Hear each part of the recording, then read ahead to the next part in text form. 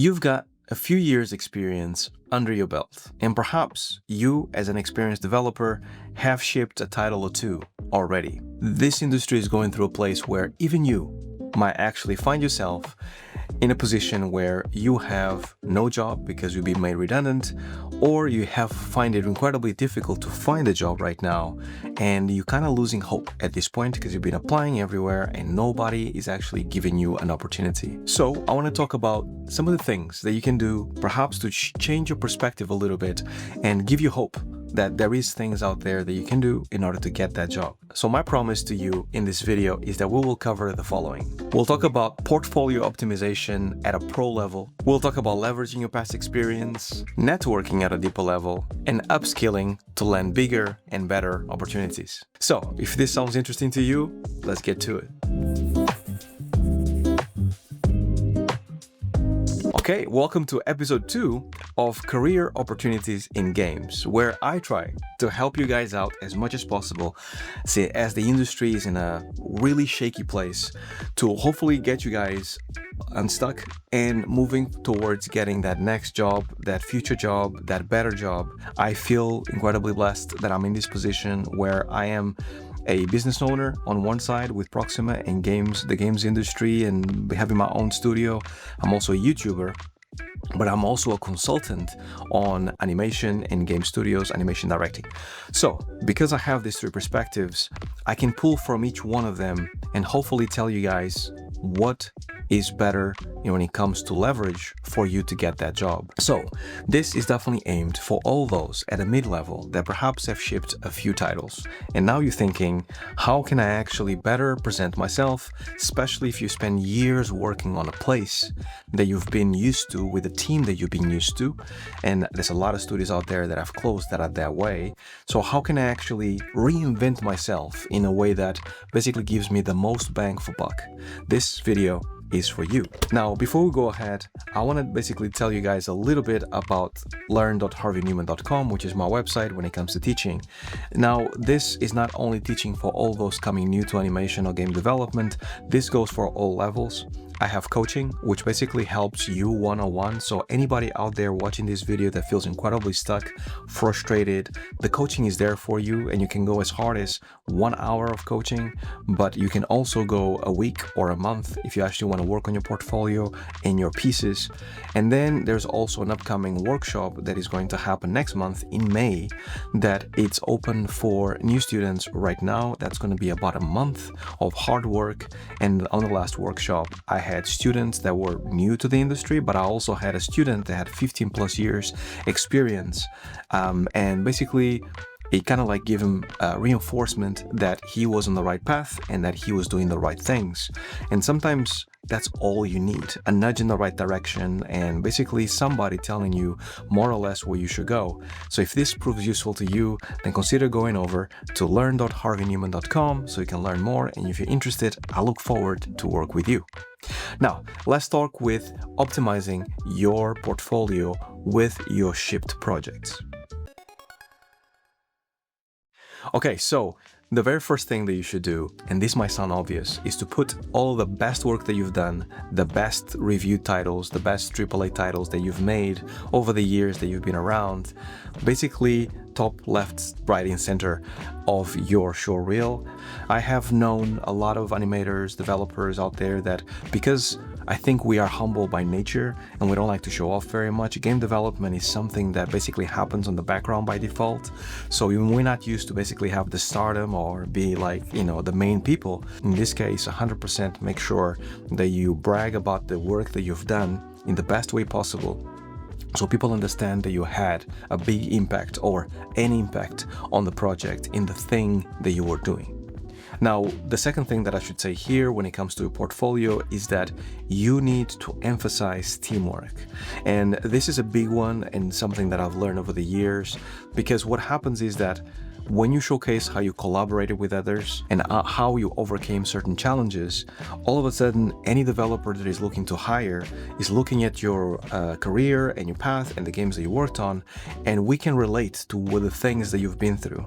And even though a lot of studios work in different ways and we have different pipelines and different ways of working, what happens is that is if you say that you hit a wall here and this is how you actually overcame it, or you actually had this collaboration here, there was a lot of fun for these reasons, we most likely have been in a similar situation that you have, so we can relate and we understand that you have experience just like we have. So make sure you emphasize the impact that you had on the project and also the teamwork element of a specific project instead of just showcasing the artwork or the features that you work on. Another thing that is important here, kind of related, is metrics. Inclusion of metrics within your resume, in your portfolio as you showcase it. Doesn't matter if it's visual or on paper, make sure that you have metrics. So things like I reduced the pipeline time by 30%, or I increased the retention of the game by 20%. It's not for every single discipline for sure, but if you have metrics when it comes to you are a designer and the level was not working when it was online and I actually changed the level and we have more retention, you have numbers to prove those things, then put those in. Having metrics makes their life a little bit easier to justify your hire, especially at a mid-level, because if they go, well, this guy has done these things for this game and has improved it by this much, then there's basically concrete numbers on how you actually made a difference on a project that you actually were part of. And then lastly, do not leave in your portfolio or in your resume any piece of information or any art or any work that you have done over the years that is old, that is no longer important, I should say. And this can go for either work that is really old, that perhaps doesn't showcase your skills at its best, or it can be about a project that you work maybe in university that you're very proud of, that you really want to put there because you are proud of it, but it doesn't really add very much to your portfolio. Another thing that I need to add here is about the quantity of things that you showcased. It's not about quantity, it's 100% about quality. So make sure you just put the main pieces, the biggest pieces out there on your show reel. And if they want to see more, if they go, okay, you have 5 years experience, obviously it says here that you worked in 3 projects, so can we see anything else from this project or that project? And then you can actually take your USB drive or you can show them your website and be like, yep, here it is. But just make sure that you don't put all of it. It's just very much like a resume, right? Or a curriculum. You have to have one page with all of your experience. And this goes for somebody that has 20 years experience and somebody that has 1 year experience. So you need to start filtering what you actually are putting in your work so you get the most bang for buck. Okay, let's move on to leveraging your past experience. Okay, so this is a little bit of a superpower that you have as an experienced developer because you have some experience. It might not be the best experience personally. Maybe you had some disagreements with other people. Maybe you didn't enjoy the project very much. Maybe it was too long. Maybe you crunched. Whatever it was, you have experience. And one of the things that I used to do, if you're anything like me, is dismiss the negative experiences that I have and just keep the positive experiences that I have. So it's almost like I was auto-editing in my head exactly what would go in, mainly because I liked it and I wanted people to know about those experiences. But for anything bad, I would just remove it from it, right? You need to showcase both. Also, make sure that you showcase them with a positive aspect. Make sure you're not too negative, but see those negatives and those bad experiences as an experience that made you grow. In what ways did it make you grow? You need to kind of like have a little bit of a balance between your positives and the negatives. Achievements is really important when it comes to leveraging past experience because you should actually 100% be talking about how many things you achieved as an experienced developer. You need to move beyond the idea of I did this and then I did this other thing and I did this other thing, because that is basically the bare minimum of people want from you in the studio. And you need to move more towards the I improved this a project by this percentage, or I improved this system by this much. When I talk about projects that normally people ask me about when I go to interviews, normally revolves around Star Wars Battlefront or a Battlefield or Horizon. And I don't really go, I was just a lead animator. I normally go, look, we put together a team and we worked on this thing and we only had to deliver this much, but we delivered this much instead because we realized certain things within the project didn't fit or had to be better, and therefore we got to a better result in the end. And people have seen your game, they have played your game, so they have the results in their hands. So you can definitely say that this thing was better because we as a team did it. And it doesn't have to be about you as in like I did it by myself, because we in games work as a team all the time. It's not about one person, it's about the group. But you are basically discussing the idea of you improve the project by a certain amount, and this is the things that you did that made everything better.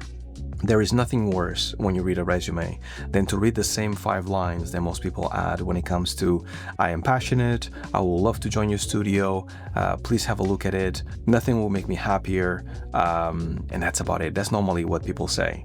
But if you actually say something specific, say something that basically connects you with the studio, how do you connect with the studio?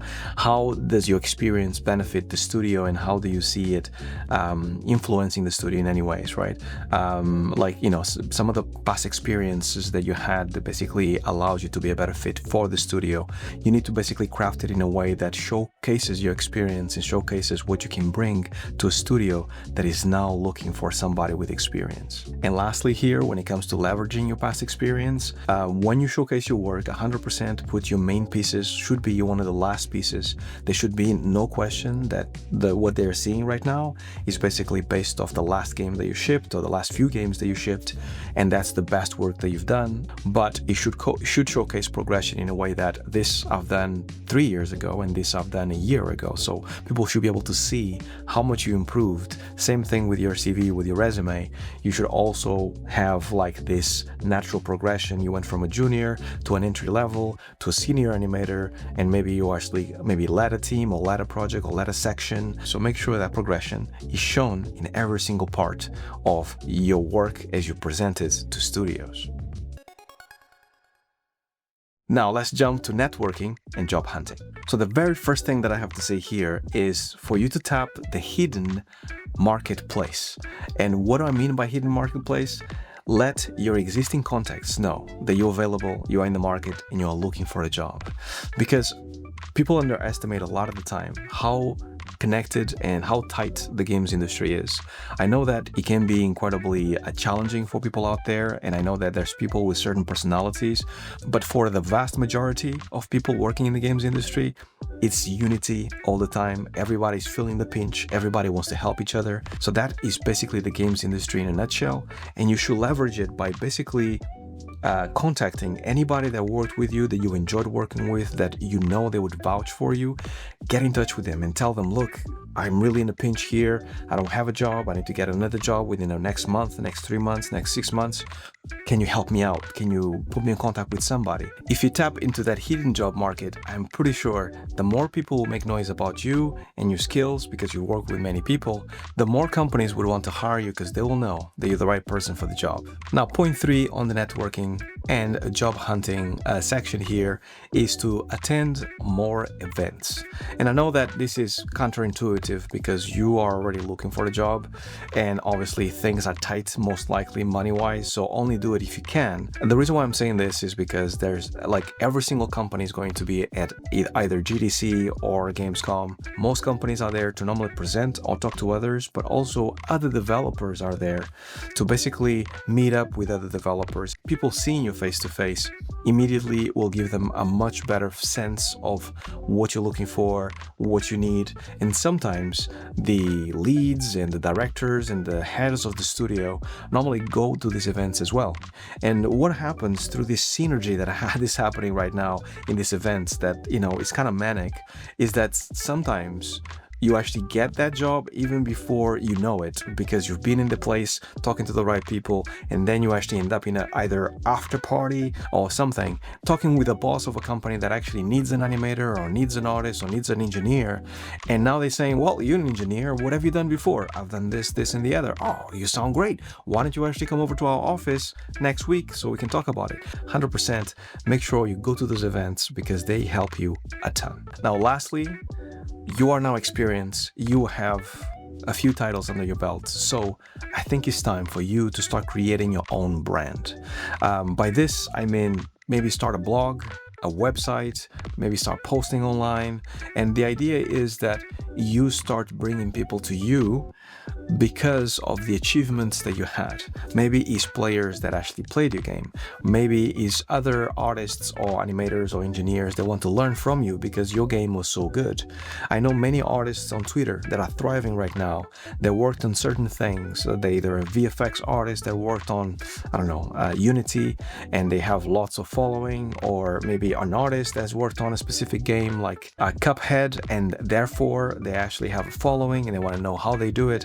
That is basically what I mean about creating a brand. You have something that people want to see more of, and you can expose it by basically saying, this is how I did it, or here's some tips, or this is how I would do it if I do it again. And people normally have a tendency to gravitate towards it. This channel was built a little bit on that. It's basically been expanding over time, and especially newcomers into this industry. There's this sense of entrepreneurship, and people just don't wait. They just go, whatever, I'm just gonna go and do it myself because I'm just not getting anything. And that's kind of like the vibe they need to have nowadays, that entrepreneurial spirit that a lot of people have, that sometimes you just need to do it because of necessity. Some people have it because they're just born that way. Either way, definitely dip a little bit into that, because that will help you and your personal brand a ton. Okay, so now let's look at upskilling and specialization. Okay, so this is one difficult to understand, but hopefully it will make sense. So you need to identify your in-demand skills that you have right now, and everybody has more than one. So for example, for me, I thought for the longest time that I was just an illustrator until I was early 20s. And then I studied animation, and I wanted to be an animator, but I was not an animator. I didn't know how to animate. I had to learn how to animate, even though I had a bachelor's degree on it. Now, fast forward to today, things have changed a bunch. So I'm no longer just an animator. I actually have other skills such as this: YouTube, presentation, talking. So there's a lot of soft skills, other skills that you have that you perhaps people have told you never explore, that you might actually want to explore. Now, what you need to actually do is, the market is asking for something and you have specific skills of your own. Where do those things interact so you can basically have the most bang for buck for your personal brand, for your personal skills? All you need to have is a camera, some skills, some practice. Do this a bunch of times, like what I've done for the past 5 years, and eventually you get to it and you get to have those skills, and they will be in demand. And a lot of the times, because of my YouTube channel, I get speaking gigs, I get gigs to actually present somewhere, some workshops. And this is because people see me on camera like this, and they understand that my skills maybe are not just animation, they are about presenting the animation or the skills or my experience to an audience, and do it in a way that they understand. So that's basically where my soft skills intersect with my hard skills. And this is something that you need to explore yourself, because if you find that, you can then basically start practicing, and it's going to feel like weird, and also is going to put you in a place that you feel uncomfortable. But that's how you should feel if you actually are doing something new and exciting. Another one that is incredibly big that a lot of people forget is to continuously learn. So you have 5 years of experience, for example, and now you think because you shipped a game or two, I'm good because I have these 2 titles. Let's say it's like 2 huge AAA titles. Therefore, you don't learn anymore because you're too busy looking for work, looking for another gig, looking for new things. Nothing could be further from the truth. The reality is that no matter how much experience you have, we are a young industry, we move incredibly quick, and just like I mentioned in our previous video, there's lots of things to learn, and tech moves incredibly quick. So what you can definitely do if you are an artist is learning about design. If you are an engineer, maybe learn about art, and basically see other skills around gameplay that basically benefit what you do on a daytime. So this is what I mean about you expanding your knowledge. It doesn't have to be outside of games if you really want to stay in games and there's nothing else to it, but it could also be bigger than that. You can actually look into comics, film, novels, art, whatever it is, but definitely continue learning, and anything that can make you a better developer will make you better on the long run. and also is a good habit to have for you on the long run, no matter how you flip it. So I mentioned side projects on the last video when it comes to game jams and so on and so forth, but I think on this one, especially being an experienced developer, there's so much that you can apport to a project. And there's a lot of projects out there, especially nowadays, how the industry is. Things are shifting all around us, and there's a lot of indie development studios or AA development studios like ours at Proxima Studio that we are looking for talent all the time. What you can do, once again, if you're just waiting, if you're just not doing anything and you're just waiting for the next job, definitely apply and do the things. But instead of just sitting in your hands, you can basically just work on a project like this for a specific amount of time. We had quite a lot of people that joined us at Proxima for 3 months, 6 months, sometimes a month, especially on crucial times, that have helped us to basically just get over the line and get things to look amazing. And those people matter a lot to us because it kind of sharpens your skills quite a bit, but also it gives you that feeling that you first had when you first started, when you basically felt amazing. Anything they showed you or anything that you worked on, it was exciting because you actually had exploration, you could apport ideas, you could suggest things, and this is what you're looking for in a project. So join them, and the best case scenario is that the studio gets funded and now you have a job where you didn't have it before, where you're just helping. And the worst case scenario, you ported something to a studio that you can put in your show reel, in your CV, and you can show it to others. And we also had that. We recently had somebody that almost joined a studio, AAA studio of high caliber that I won't mention, and it was because of the work that he did with us. And this is basically what matters most. And then lastly, here in this section of upskilling and specialization, think about how you can share your knowledge with others. So this is basically courses, certifications, workshops. There is such a thing as a go-getter. I made a video a while back about being street smart and academic smart. And that basically meant that when you're street smart, you find ways around that you can make money, and you can find ways that you can just basically persevere and win. And this is one of those, because you have a lot of knowledge in your head now with 5 years experience, let's say, and most likely people that are not from the industry that are looking forward to know more about the industry are ready and willing to hear from you about the things that you know, right? And there's nothing more like gratifying than actually teaching others on how to do the things that they love to do. I made a video about Life Starts at 40. Go and check that out if you haven't. But that basically talks about that, about like the enjoyment that you can have by teaching others. It gives you a sense of perspective that is incredibly big, and also there's nothing more beneficial to really understanding what you know than teaching others what you know. That's basically the true measurement if you know what you think you know, if that makes sense. So conclusion on what you need to do as a mid-level developer overall. First thing, optimize your mid-level portfolio. Second, highlight your achievements, your real achievements. Network strategically will be the third one, and keep learning new tech, new information as an experienced developer. I also will suggest you update your resume, your CV with metrics. Some hard metrics will be amazing. Not everybody has those, but if you have those, great. And also reach out to your old mates to see if they actually have a network, a connection, some work. They will help you more than you know. Now, coming up after this is going to be part 3, which will cover the challenges for people that are incredibly senior in the games industry, also consulting, leadership roles, and alternative career paths. With all that being said, comment below and let me know what you think as an experienced developer, as somebody maybe looking for a job. What's your situation? Be clear. I'm also here to help out. I will help out as much as I possibly can. So comment below, also like, also subscribe if you haven't. And as always, I'll see you in the next one. And until then, stay well, stay safe. Peace. If you enjoyed the video or found it helpful, go ahead and hit the like button. If you super enjoyed it, leave a super thanks. It's like leaving a little tip, and it directly supports the channel. If you haven't already, subscribe and turn on post notifications so you can continue to see my videos and get your weekly dose of betterness.